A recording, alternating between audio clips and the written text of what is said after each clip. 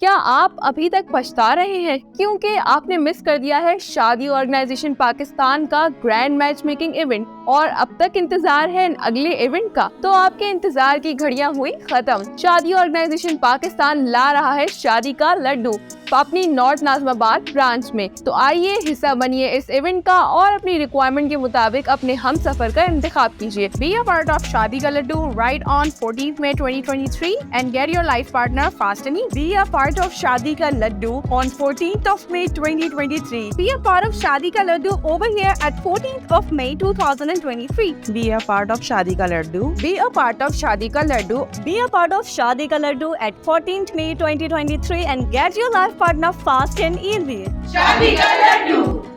یاد رہے شادی آرگنائزیشن پاکستان کا یہ ایونٹ 14 مئی 2023 کو نارتھ ناظم آباد میں کیا جائے گا۔ تو آپ کا انتظار رہے گا کیونکہ رشتہ ملنا ہوا آسان، شادی آرگنائزیشن پاکستان۔